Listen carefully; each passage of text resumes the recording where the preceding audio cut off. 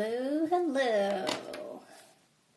It's that time again for a Soul Explorer Spotlight episode. Hi, Liv. Let me call, or let me get Kay. Hey, Cruz. Hi, Rochelle. Let me get my special guest. Where's she at? Kay, where are you? Okay. Let me text her real quick, because she said she's ready. Hi, Dustin, I think. That's your name. Oh, there's Kay. Hi, Kay. Let me get you on. Okay. Okay, Kay.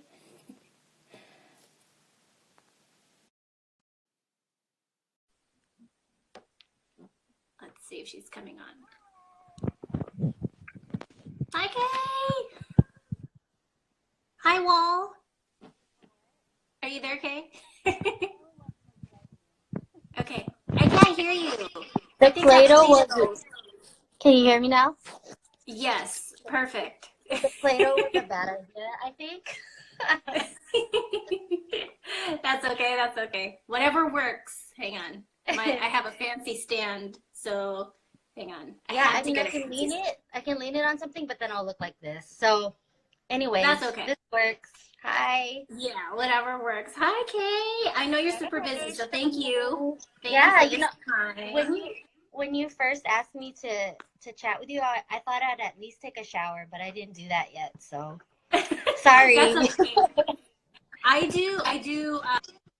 Like when I do my readings or when I do a lot of times it's online, like this. And my daughter always asks me, she's like, why do you take a shower? She's like, nobody can smell you. Like, Yeah, but your hair is always wet too. I did notice that.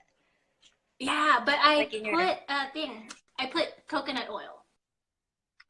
So that's why it also looks wet. Yeah, I do that too. Yeah. But anyways, thank you for being here. Of course, thank you for having me. Yes. For those who haven't seen one of these interviews that I do a series of interviews called Soul Explorer Spotlight.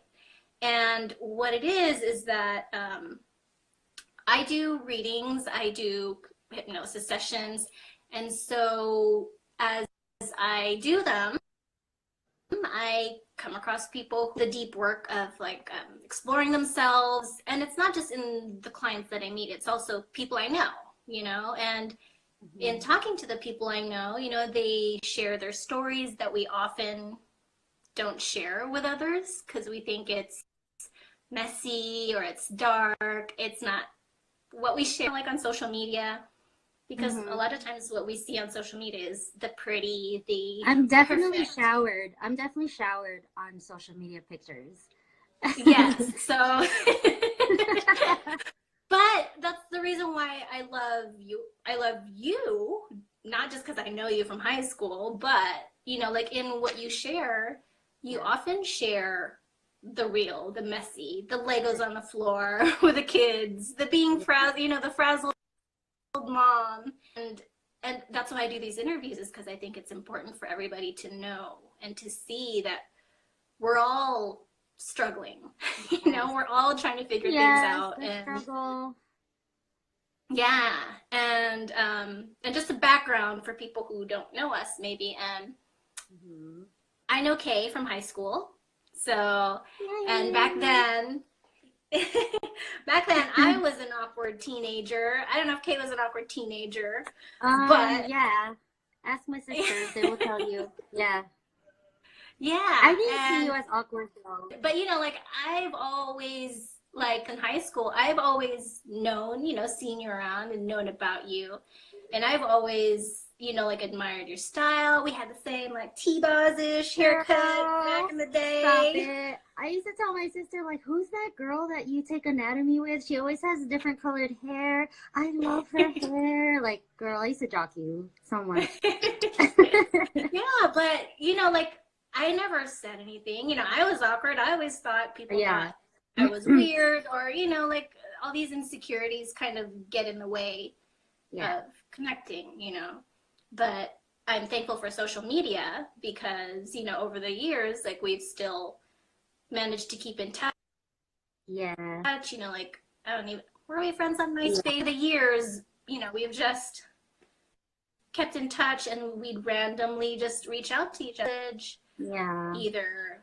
And we've shared some like vulnerable and, you know, like real moments where we've shared either some deep questions that we've had about ourselves, Yeah. or even just like in your creative work, you know, in my creative work too, you know, like we've shared, you know, like our doubts. And I went to one of your calligraphy workshops, and I think we had a discussion after, you know, like about how hard it is to put yourself out there, especially your, you know, your creative work that's, you know, kind of like part of you.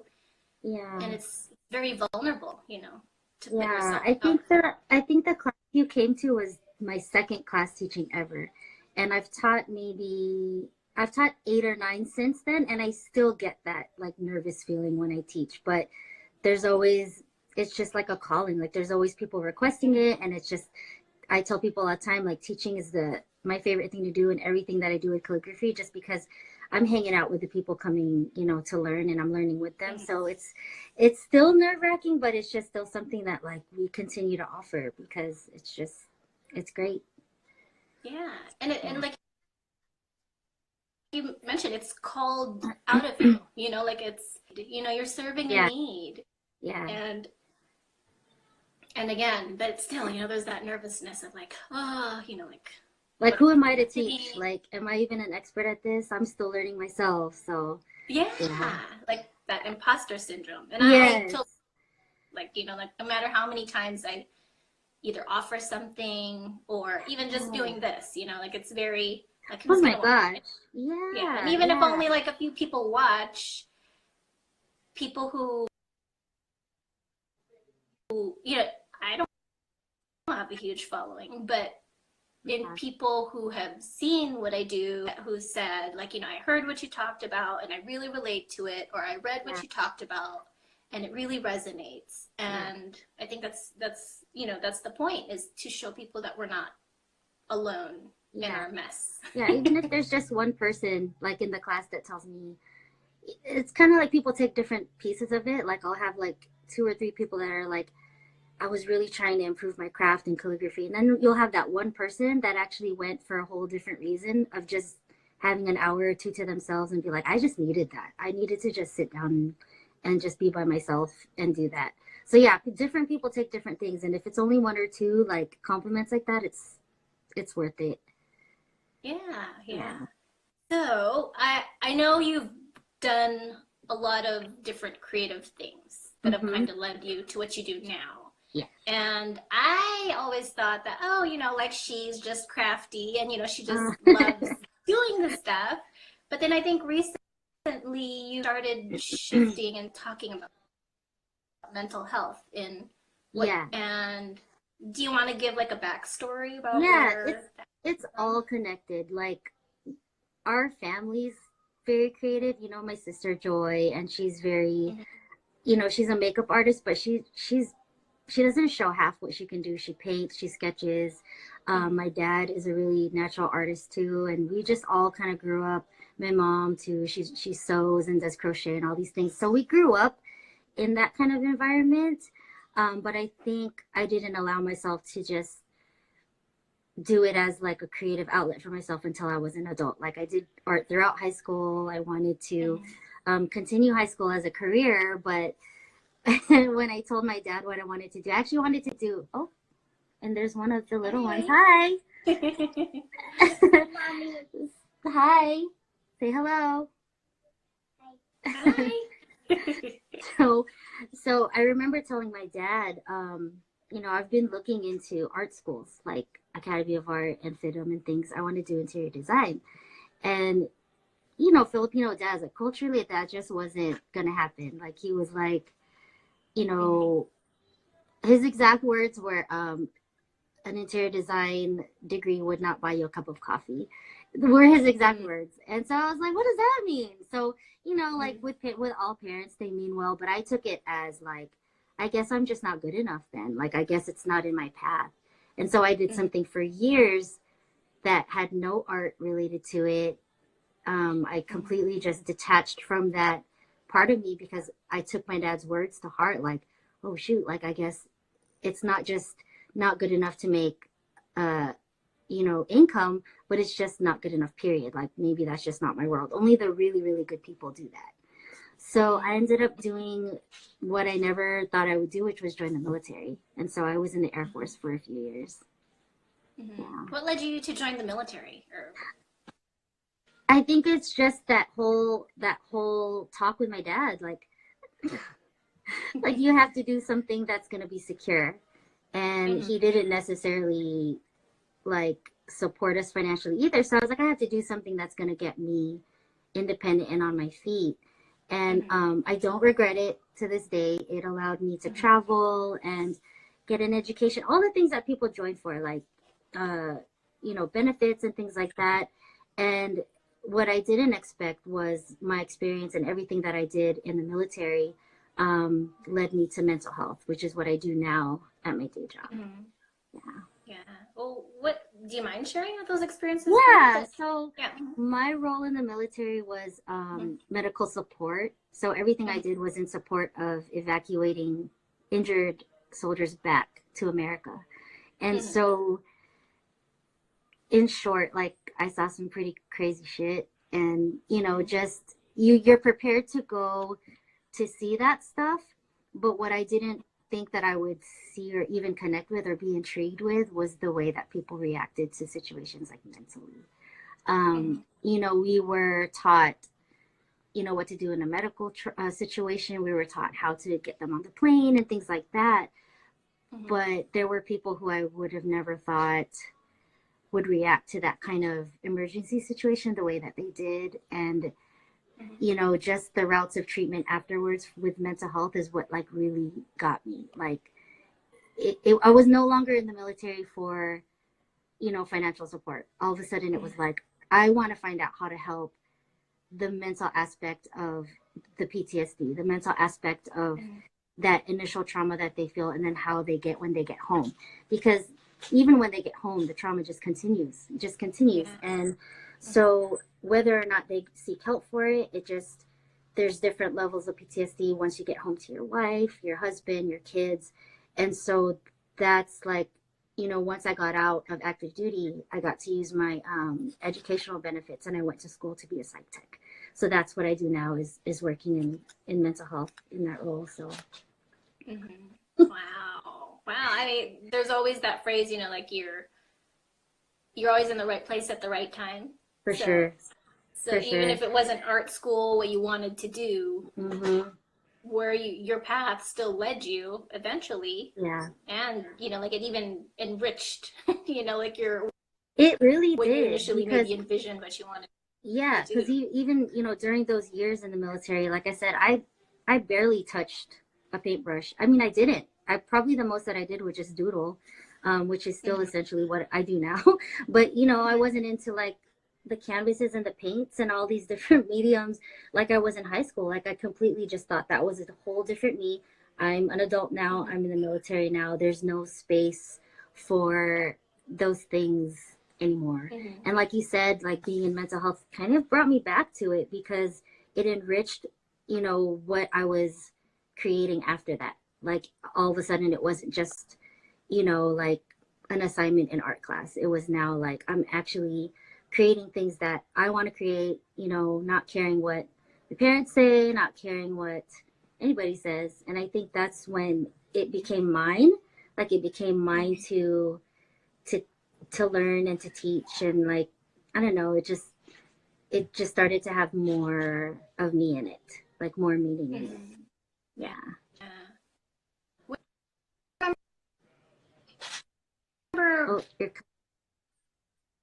back then, before you got into calligraphy or even just wedding planning, which you did before. Yeah, and it was so cute, and I guess that's one of your things too, is that you make the most with what you have. Oh yeah. I can't believe you remember that blog, Charmaine. Yeah, well, because it was awesome. I really thought no one read it. It was awesome. It was so cute. Yeah. And, It's, you know, it yeah, was it's still just, very significant. Yeah, it's still very significant now because mhm, so after the military I became, or during the military I should say, I became a mhm, mom, and mhm, a single mom. And mhm, so where Khalil and I, my Raylani's brother, mhm. we lived in a loft. You remember the name of the blog was Loft Remix, and we lived in a loft by ourselves. And I think that was, it's safe to say that was around the time that I just said, "F it!" Like this is when I just don't care anymore. The only energy I had was to, I was in school at the time.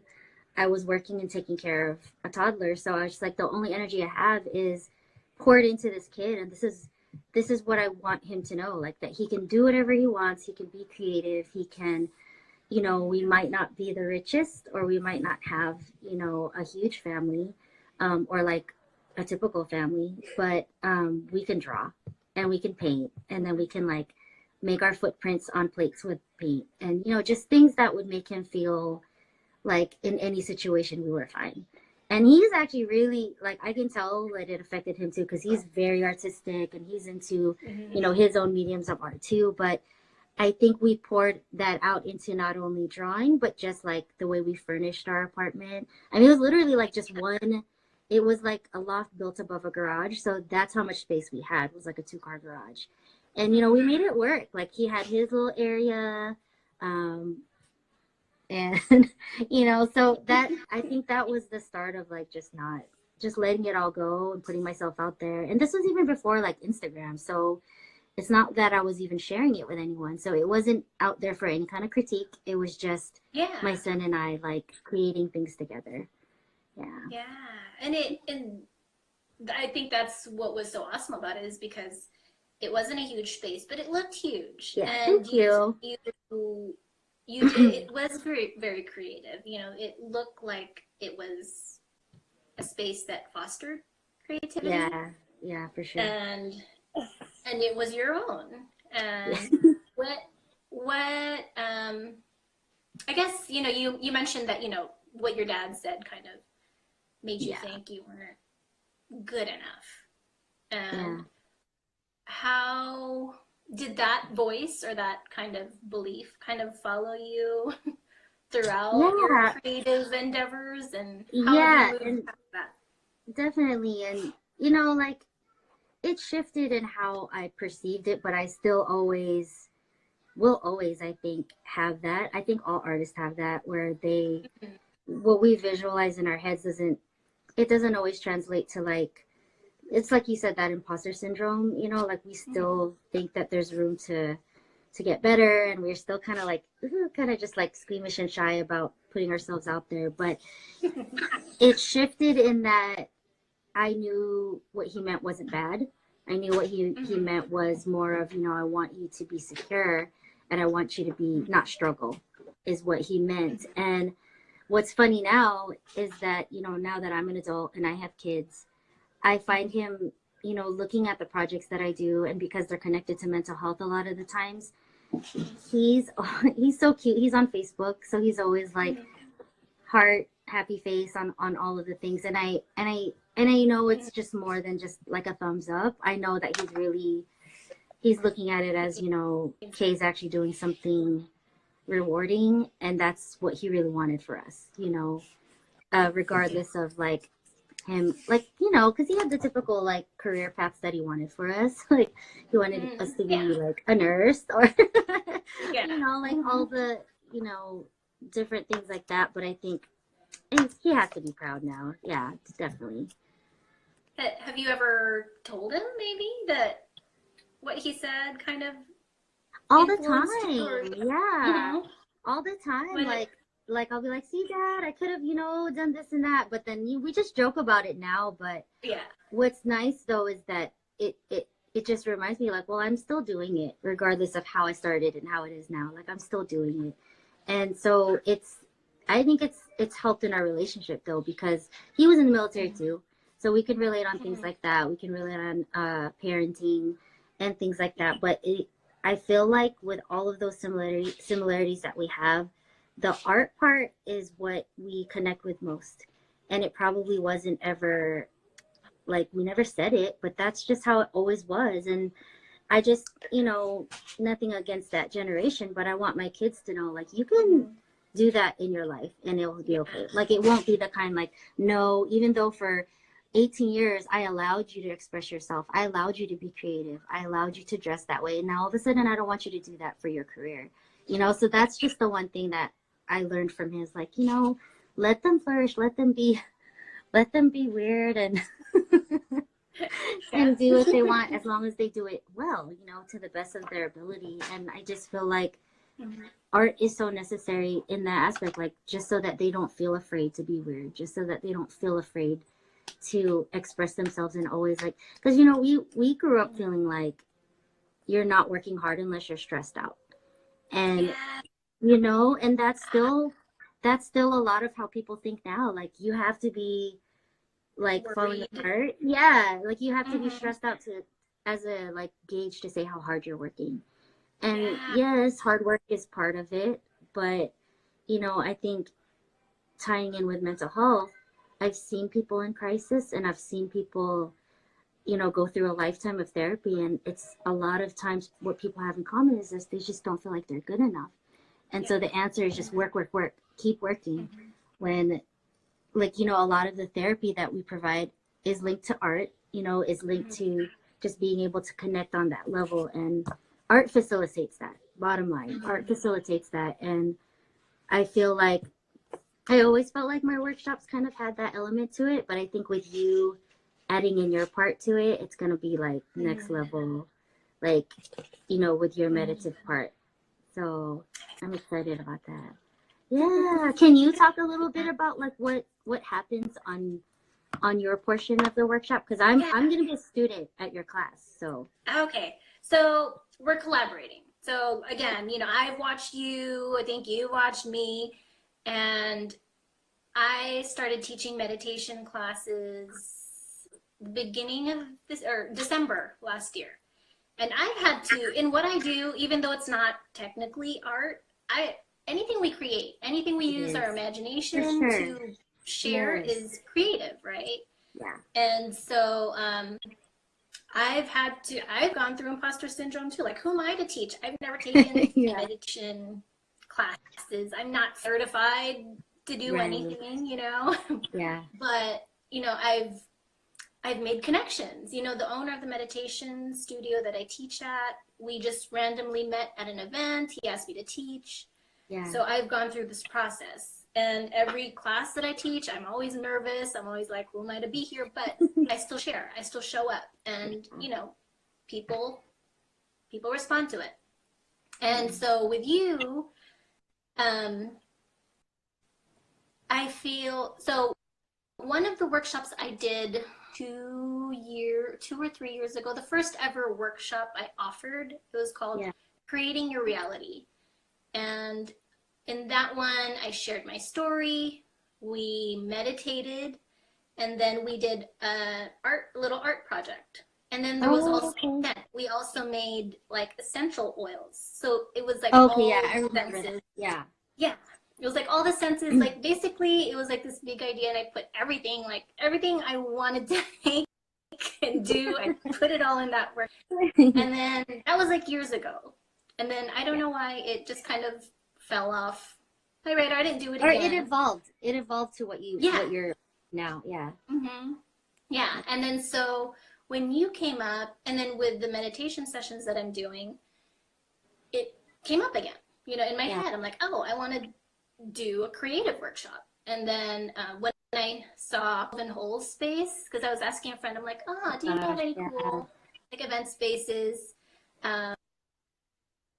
It was Joe recommended Cloven Hole. I'm like, this is such a beautiful space. What can I create? You know, what kind of event can I create? And then so that's why I asked you, because I thought it would be awesome. And so my component, you do calligraphy workshops, I do meditation, and I think we both share a common aim or goal of helping people connect with themselves. And it's not, my main focus isn't necessarily just mental health, although that's part of it. Yeah. It's really connecting people with their creative abilities, because I believe that we are all creators. We're all here to create an experience, and our lives is like a masterpiece that we're still continuing to create. So I think a lot of people are scared to create. Yes. Because they don't believe in themselves as capable, maybe, or creative enough. Yeah. And Or so they... the meditation component that I'll be sharing. Can you see me from here? It's like purplish. I don't know if you can tell.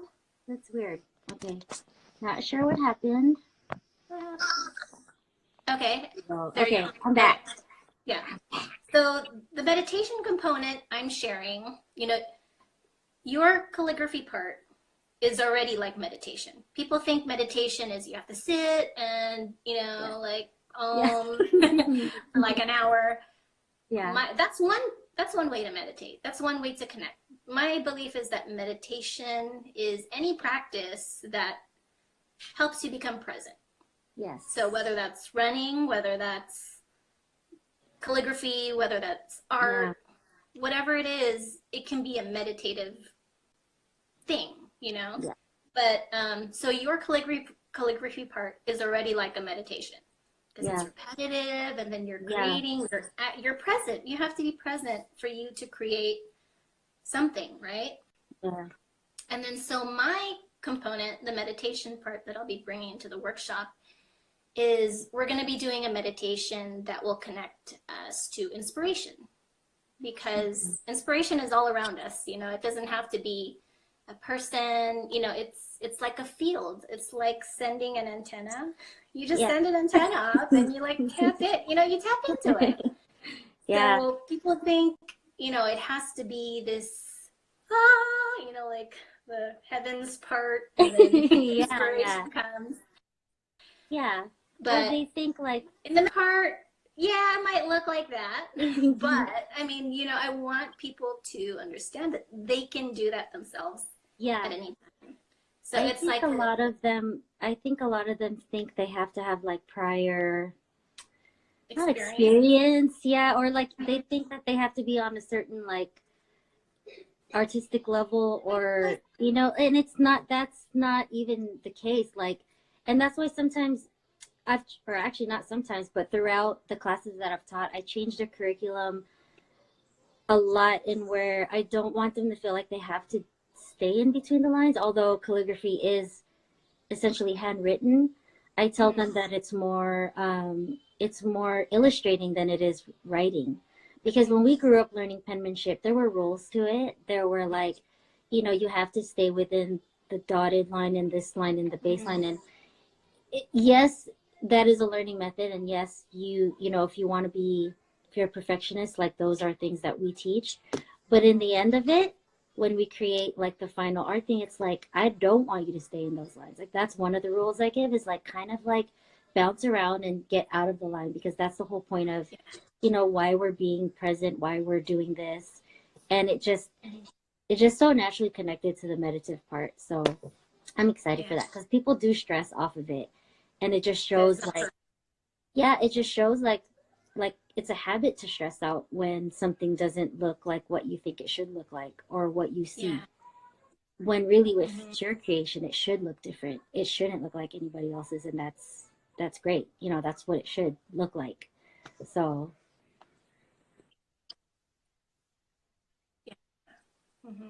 I was talking to a friend about that. It is. But I was talking to a friend, and we were talking about, you know, like putting ourselves out there, and how that worry, you know, you're talking about like people think you have to be stressed out for you to be good enough. And I was like, maybe it's like an addiction. You know, it's like, worry is like high in a way, because you know it's energy, it's kind of amping you up, and then what people equate to effort. You know, so if you're not putting in effort, which you show through worry, then people are going to think, well, Yeah, Why is it's he sorry right. if you Yeah. didn't put effort in it, you know? Yeah. Yeah. And so we see it as worry. But I think we can switch it to excitement, because Yeah. excitement is energy, you know? Yeah. That that thing that lights you up, that is also Yeah. energy. So you can Mm-hmm. be excited about something and still put in energy and not have to Yeah. worry. Is downtime or downtime or relaxation energy too? Because I feel like Mm-hmm. that's always what I try to feel when I'm doing some like doing an art piece. Mm-hmm. And just depending on what it is, but like if you do get to that point where you're feeling relaxed, is that a kind of energy too? Or Yeah. I yeah. think relaxation is a flow of energy. You're just letting it flow through you instead of worry is like you're trying to grip Yeah, it. yeah, Whereas relaxation is there's still energy flowing through you, but you're just letting it yeah. I love flow. that. Give me all of that. Yeah. Yeah. So there's still energy, and obviously there's energy because you're creating something, right? Mm-hmm. Like you're just channeling that energy into what Yeah. you create. So I don't think I love it has, that. yeah. Because I So mean, because it's the culture that we grew up in. Like not even just Filipino American, but like mhm. working. You work in a medical facility. I work in a Yeah. medical facility. High stress and Mhm. with a team, and it can be Mhm. perceived as you're not working that hard because you don't look stressed out, or you're Mhm. not sweating, so you must not be, you must not have a Yeah. lot to do. But I've learned to kind of I've had to find that place at work too where it's like you're not productive just because you're like hair on fire. Yeah. Yeah. Mhm. And Because I then think that's people equate relaxation with laziness. yeah, Like, why can't you relax and still get it done? Like yeah, there's another judgment. Well, if I don't look busy, then people are gonna think they're not yeah, doing yeah. anything. I think So, working in healthcare too, like particularly mental health, like I try to give off that to my coworkers that it's less about, I mean, it is emotional, it is, but it's mhm. less about emotion and more about working productive. And Yeah. it sounds like it doesn't go with art, but it does because I don't, everyone has a different reason of creating and doing art, but it takes me to a place where I can be healthier to go do the things that I have to do.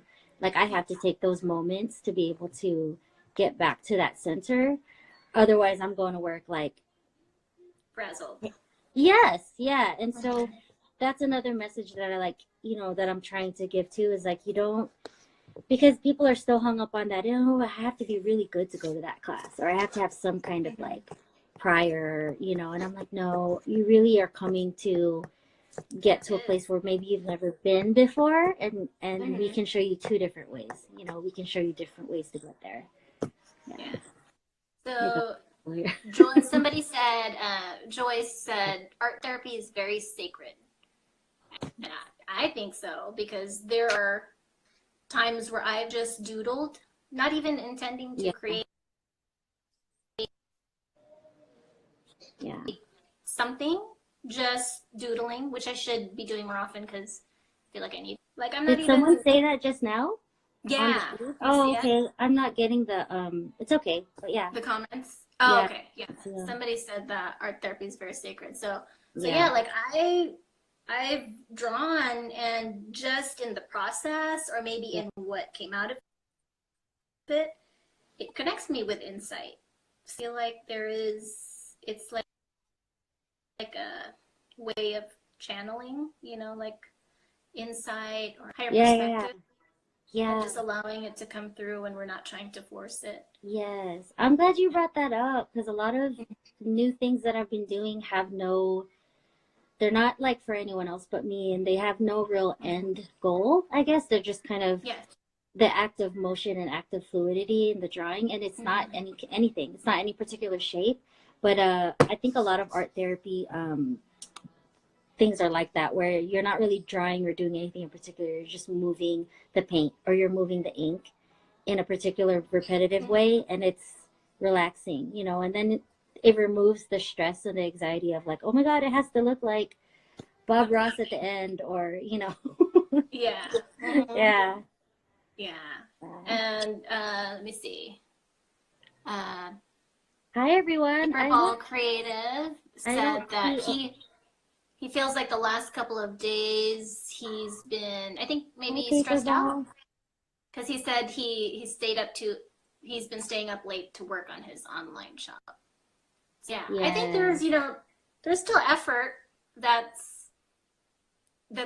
we can put in. There's still quote unquote work, but when you're really tapped into that creative aspect, it becomes, I don't want to say effortless, but it comes Yeah. from a different place other than I should or I Yeah. have to. It's not a You know? to-do list kind of thing. It's more Yeah. like, yeah. And I just want to show you something because Paperball is a Mm-hmm. calligrapher too, and he made this calendar.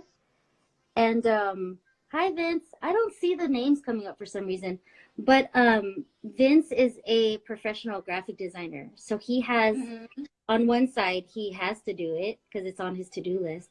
But he's also an amazing freelancer, which we talk about it all the time between the two of us, where it's like you're constantly having to switch like Mm-hmm. your brain from that brain to this brain, And so I totally get where he's coming from too, although art is not my day job.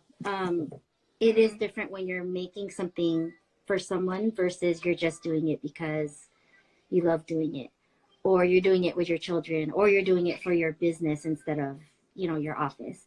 And so it is a constant like having to be mindful of like, just don't get stressed out when you're in this room, like you're switching your brain to like different avenues of art. And so I think that's Mm-hmm. why for artists we do feel like imposters, because we're just like, wait, is it am I really an artist, or am I just doing it because I have to do it, or I just have to prove Mm-hmm. It myself? becomes So work. yes, Mm-hmm. exactly. So I hear you, Paperball, even though I don't see your name coming up. I don't know. Yeah. And he also said a lot of time I hit random waves of creative inspiration late at night, and I will stay up late again to get my artistic juices going. But I'm learning to create all the time. So for me, I late night is usually when I like to create because everybody's asleep, it's Yes. quiet, I'm Um, alone. yeah. So I think it's, like we go with the flow, like we Yeah. learn when we best create and when we learn to work with it. But, obviously there's still times when we have to get things done if it's a business. But I think instead of forcing it, oh, it has to be during the day, it has to be during business hours. If Yeah. you create well at night, just go with it. Yeah. Yeah. And he also said, I struggle with the balance of designing / creating for work or therapy. Yeah. So yeah, that's what we're talking about, like tapping in, creating from a space of, I guess, inspiration. And I Right. think you can still be inspired and create for work, but I guess you have to recognize it's no longer coming from a flow, Yeah. and then it's just like you're being forced to do it. So I Yeah. think being able to recognize that and honor the space that you need to get Yeah. back into that That's a good space. that's a good point, because I think, like you've mentioned it before, it's become really cliche, but self-care I think is that place you have to be, that mentality you have to be when you're doing art for relaxation and self-growth versus doing it for work. And that's why I'm Mm-hmm. so interested in that whole meditative process, because artists and just people in general we work so hard, and like it is hard for us to snap out of that work Mm-hmm. space. Like, does meditating or like doing things at home help you like get back into that space where you're feeling, you're doing it for taking care of yourself versus working? Because I think that's something that might, that I hear we talk often, but that he goes through often too, is like getting back to that, like turning your brain off and getting back to like the relaxation part of art and caring of yourself versus like doing it for other people. Mhm. Yeah. For me, like, I'll be honest, I don't meditate a lot. Like, I don't, like, when I offer my meditation more than I do it myself. Yeah. And I used to go to, a friend used to do these sessions, like these weekly meditation sessions. And then it went to like bi-weekly and then to monthly. But that used to be my meditation. Going through that, I've kind of tapped into a space where I feel like I'm mostly present, so I didn't feel like I Yeah, needed. that's what I was gonna say. Like you're teaching others this skill who may not know how to get to that place where they're present enough to feel at peace. Yeah. Whereas you're kind of like you're always kind of there. Yeah. Yeah. But then that thinking too, like, oh, that also kind of, takes me away, because then I'm like, well, wait, I need to keep checking myself. Yeah. Wait, Yeah. am I really Always there, checking. or am I just, yeah, or am I just making myself think that, or, and but then when I do offer it to people, I do, even though I'm not meditating myself, the practice and the space I create is meditative for me. If that Yes. makes sense. So even though I'm not doing the actual the space that I hold feels Yeah. good for me. Yeah. It's quiet time, and I'm being in service, and but I do have to constantly keep checking, like, okay, am I doing too much? Do I Yeah. need to take some time?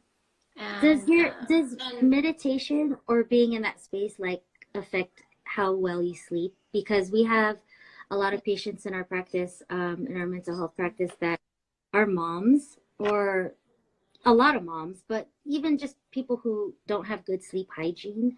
And the doctor will teach them meditative processes and tell them different things to do. And like you said, like meditating is not always like what people think. Like it's not like this, you sit in style but like, do clients of yours, like, do they improve their sleep when they learn these skills, these meditative skills? Because like yes, I said, we have a lot of patients who come in who don't sleep well. So or yeah. a lot of times they actually sleep in the meditation.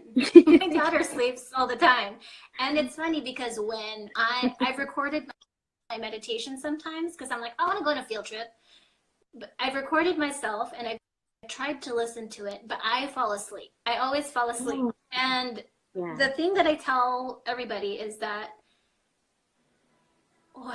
people think in the meditation sessions they're supposed to see something, it's supposed to show up a certain way. But I always remind people to allow themselves to experience it however they experience it. Like, it doesn't Yeah. have to be a certain way. Don't So a fight lot it. of Yeah. times people will be like, oh, I didn't meditate because I fell asleep.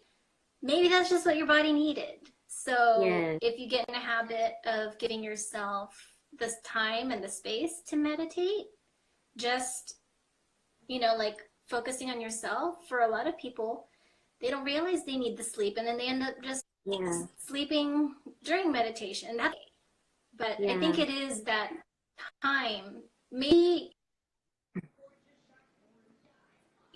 when people meditate, their thoughts aren't completely off, but I think just setting up that time and the space is relaxing in and of itself, and that by Yeah. itself can already help you sleep, because you're Yeah. not you're not worried about what you have to do next, because you've set this time for yourself Yeah. and allowed Yeah. yourself to experience whatever you're going to experience in that Yeah. time, if that Oh, makes I can't sense. wait. I'm excited about that. Yeah. Yeah, I'm excited too. Okay, let's see. I'm so sad I can't It see. Hi, said everyone. I can't see who's checking in. there's Angelica joined, but Vince said there's this app called Headspace that he's tried for a few Oh, yeah. days. Mm-hmm. Yeah, and he said the introductions taught him how to focus on things like how the bed feels against his body, how his breathing changes, that feeling, etc. Yes. So that's kind of what I do too in the field trip patients that I do is that's what it's called, feel trips. I really want people to feel their experience.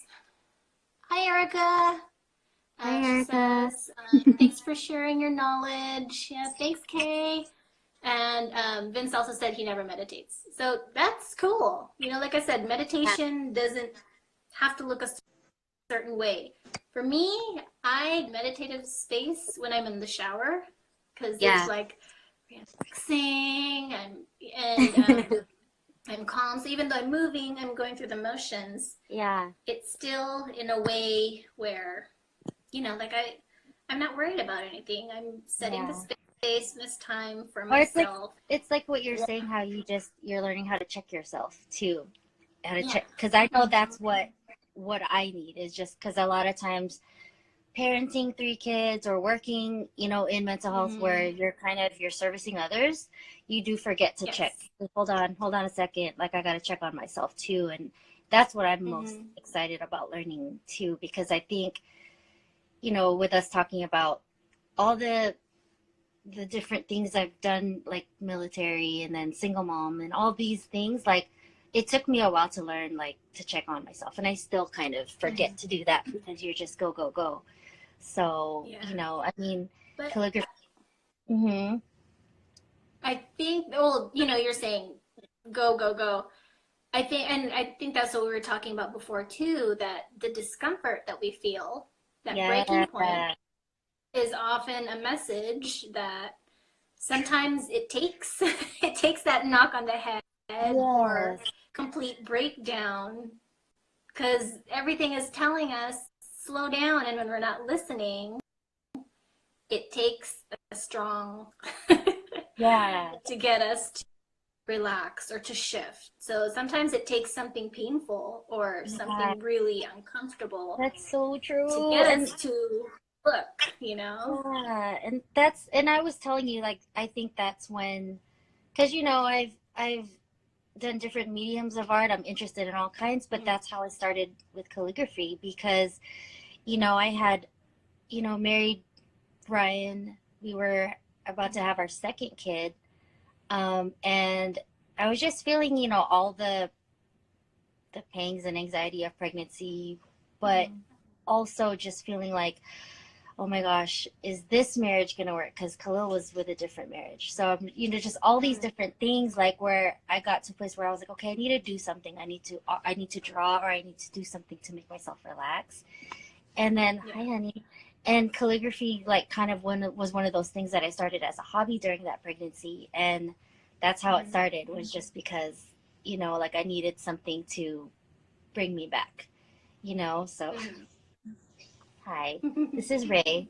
She's she's the Hi. middle. She is the one that I'm talking about. With during my pregnancy, I was feeling that anxiety, Ah. and calligraphy started. That's when calligraphy started as a hobby, and then yeah. So it's fitting that she's part of our conversation. What's that? She's the inspiration.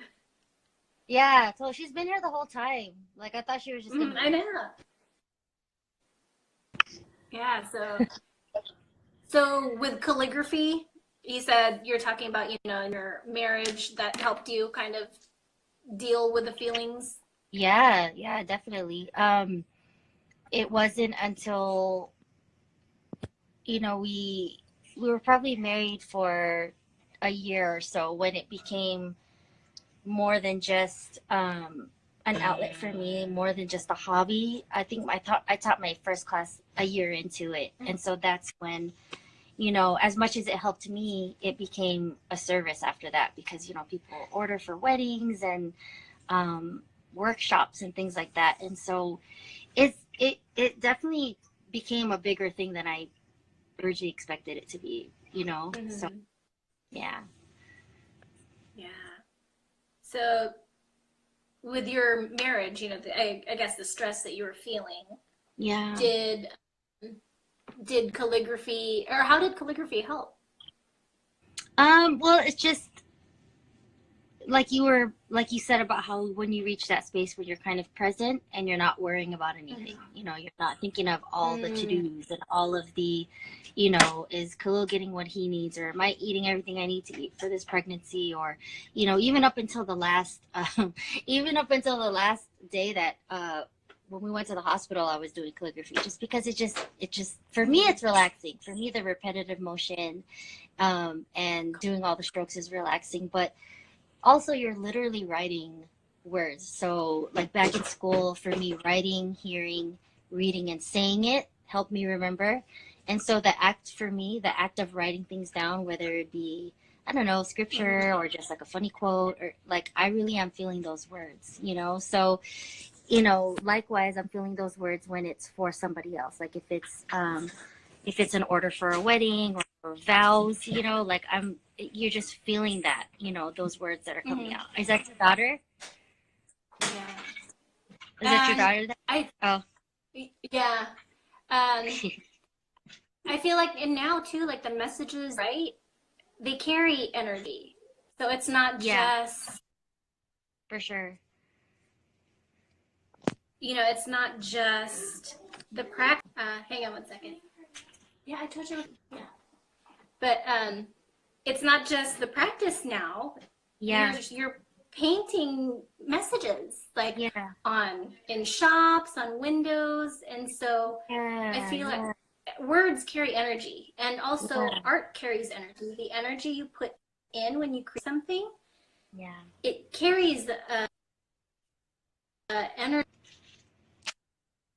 that when people see it, whether it's a picture or words, they can feel. Yeah. Awesome that you're doing that. And that's also what I wanted to share in the workshop is when we do the meditation, and then when they write their art piece, they're going to pick a word that they get in meditation. Yeah. And so what they create, the energy that they got in meditation and the energy they put into what they write, they will bring that home with them.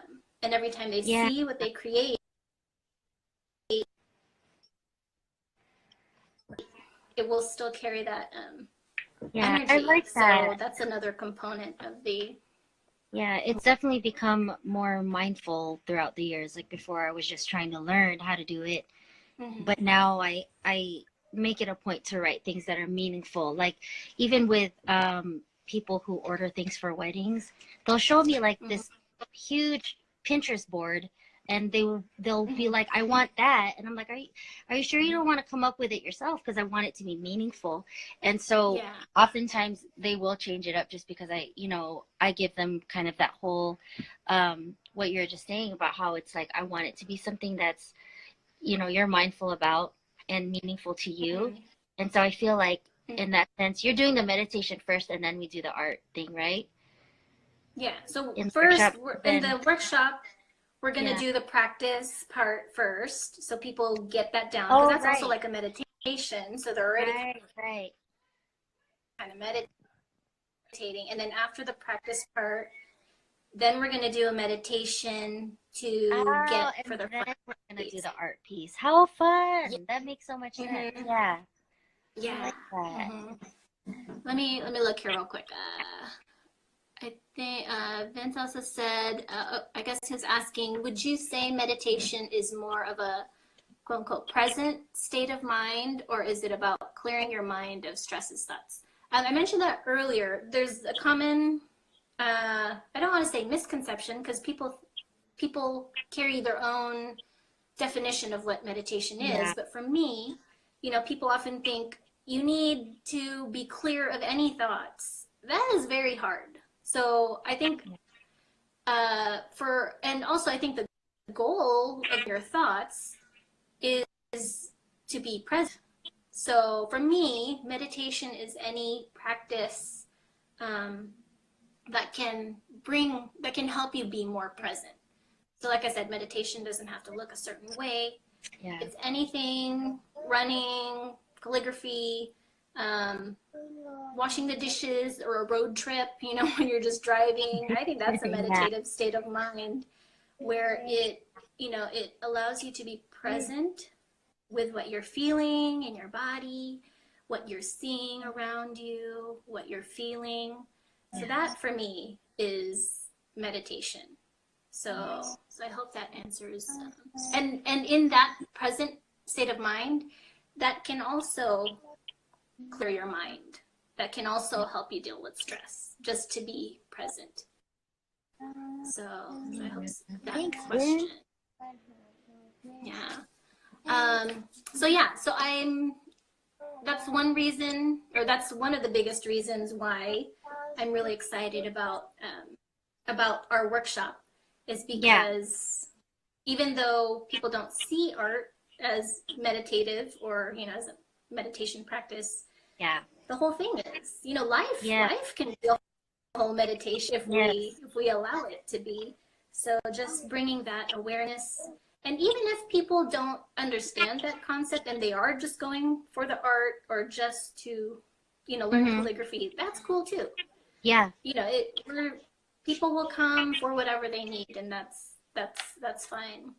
Yeah. And so I'm really looking forward to creating and playing with you, and kind of expanding what people think of as art, expanding what people think of as creating, and expanding what people think of as meditation or spirituality.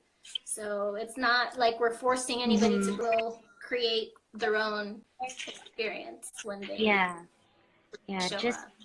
Just knowing that they can achieve something like that, regardless of like what they heard growing up or what they see, on social media, like it has to look a certain kind of way. So and it's also self-care, just setting that time for yourself. You need a break from work or from your kids, or just time for yourself. That's And we have a seat for a special someone in our shop, right? Yes. So before we end the conversation, there's a giveaway, and I have their names here. What do you have in inside? Do you have like a jar or something? What are you shaking? I have a glass. Just a glass I took from the kitchen.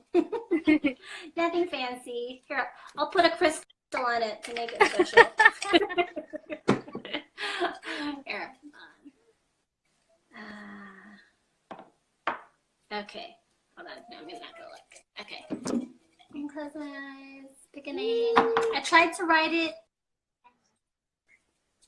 I took first workshop, so don't judge me. I tried to make it look pretty, but it is what it is. Stop it. Okay, I don't know if you can read it, but What's it say? Live SD. Live SD. Yay. Live one. I don't know if you're here, but you won. So if she's not here, I will message her. Yeah, she was at one point. I saw people like joining in, and then it stopped. So yeah, So I will message her. So thank you for everybody who joined us today. Thank you for everybody who entered the giveaway. Thanks. I'm looking forward to sharing with Liz and anybody else who wants to come to the workshop at 30. It'll be in Oakland at this beautiful space, Cloven Hole. And I got to see it in person last week, and it's really, really beautiful. So I'm excited. I'm so excited. Yeah. So I hope you guys can join us. And also, there's another workshop on April 13th. Is it April 13th? Yeah, April 13th in Susoon. There's a new event space there connected to a salon called Headspace. So the event space is called Big Headspace. So for people in the Solano County area, we got you. It's in Susoon. Yeah. Yeah. So I'm hoping to do more of these creative workshops, combining meditation and creating in different ways. So thank you for starting this off with me, Kay. I really appreciate it. Look forward to playing with you. Okay. Thank you to everybody. Have a good one. Say bye. Where's she at? All right, Sherveen. Have a good one. Okay. Bye, guys. Bye, everybody. Thank you.